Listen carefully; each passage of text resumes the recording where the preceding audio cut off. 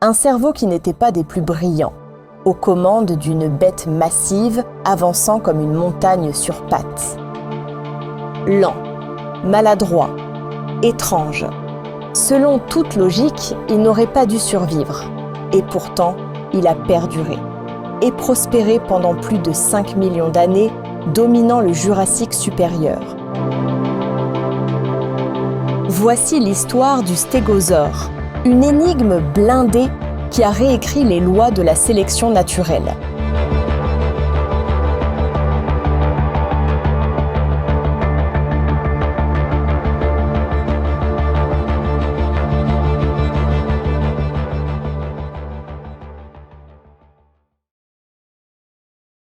Il y a 150 millions d'années, le monde jurassique était dominé par des prédateurs. Au sein de cette faune redoutable, une créature se démarquait par sa singularité. Le stégosaure. Il pouvait atteindre 4,50 m de haut et peser jusqu'à 5 tonnes, plus grand que le T-Rex, apparu bien plus tard. Le stégosaure était une forteresse ambulante, un tank préhistorique.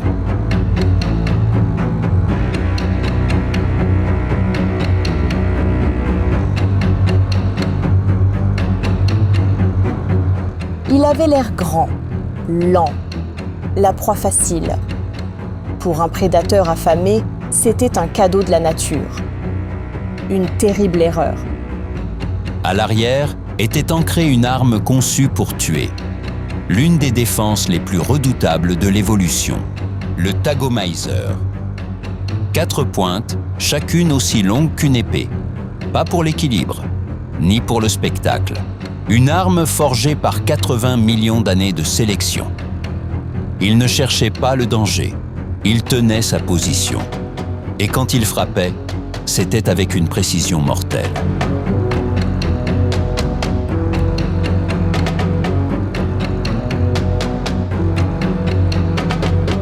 La preuve ? Une vertèbre fossilisée d'Allosaurus transpercée de part en part. Nous avons créé ce rendu 3D pour mettre en évidence la perforation. Sa queue n'était pas seulement puissante, elle était aussi rapide, musclée et souple comme un fouet.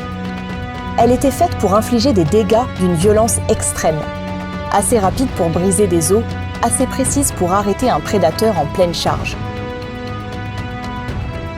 Alors même si les chasseurs dominaient le monde jurassique, ils avaient appris une chose. Le stégosaure n'était pas une proie facile.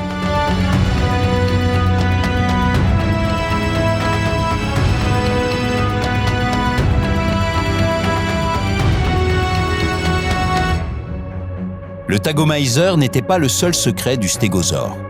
Son dos était recouvert de grandes plaques osseuses semblables à des boucliers de pierre. Impressionnantes, uniques. Leur fonction reste à ce jour un mystère. Était-ce une armure ? Trop fragile pour encaisser un vrai choc. Était-ce pour réguler la température ? C'est une possibilité. Mais certaines théories vont plus loin. Chaque plaque aurait été irriguée par des vaisseaux sanguins et pouvait changer de couleur selon les circonstances. Rouge lors des combats, peut-être orangé pendant la parade nuptiale. Un langage perdu dans le temps.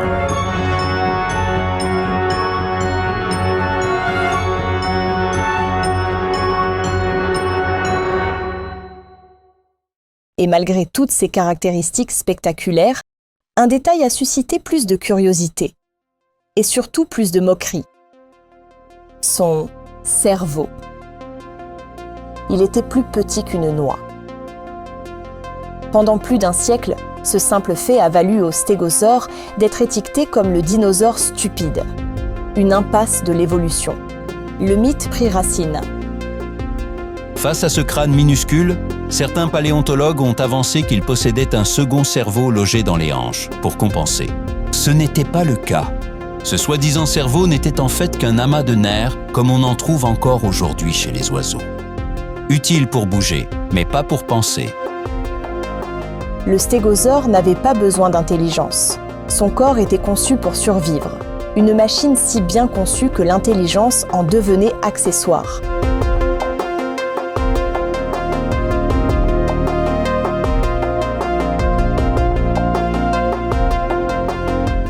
5 millions d'années de règne l'ont prouvé. L'intelligence n'est pas une question de taille, mais de stratégie. Dans la nature, elle ne se mesure pas en grammes, mais en générations.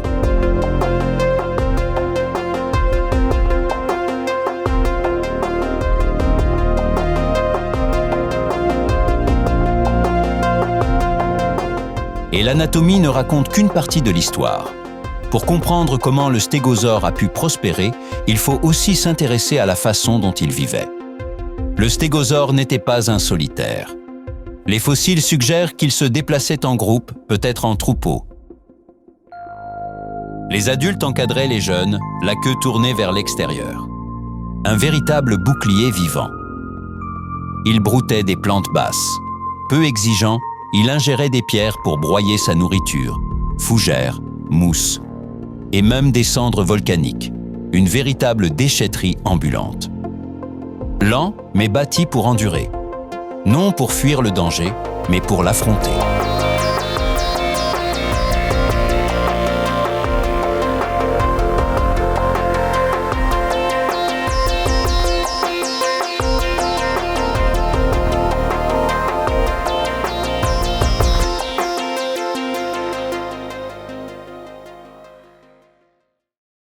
Le stégosaure fut un maître de la survie, jusqu'à ce que le monde change trop vite. Son royaume s'effondra. Le Jurassique prit fin. Le Crétacé commença. Et les règles qui autrefois l'avaient protégé cessèrent de s'appliquer.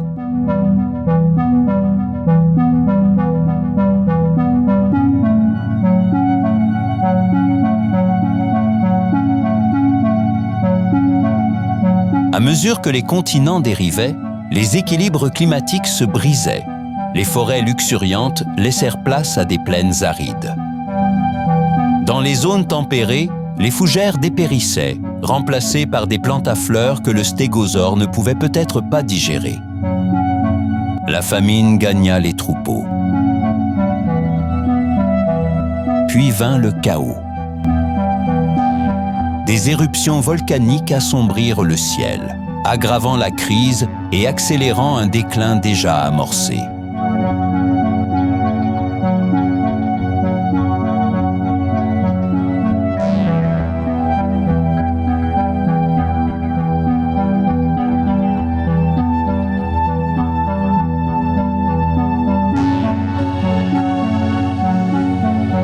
Dans certaines régions, un froid mordant s'installa, figeant les rivières, étouffant les forêts.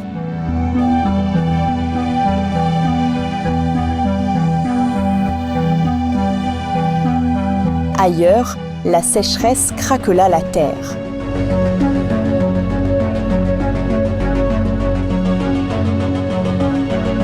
Le monde changeait, trop vite, même pour le stégosaure. Les écosystèmes s'effondrèrent. Après des millions d'années, son règne prit fin. Il ne fut pas vaincu. Le monde avait simplement changé trop vite. Le stégosaure n'a jamais vraiment disparu. Il est devenu une icône. Il n'était ni le plus rapide, ni le plus intelligent, juste conçu pour survivre. Son armure, sa queue meurtrière et la force du nombre lui ont permis de prospérer pendant 5 millions d'années.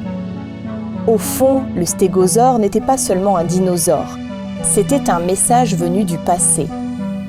Même les créatures les plus étranges peuvent devenir des légendes.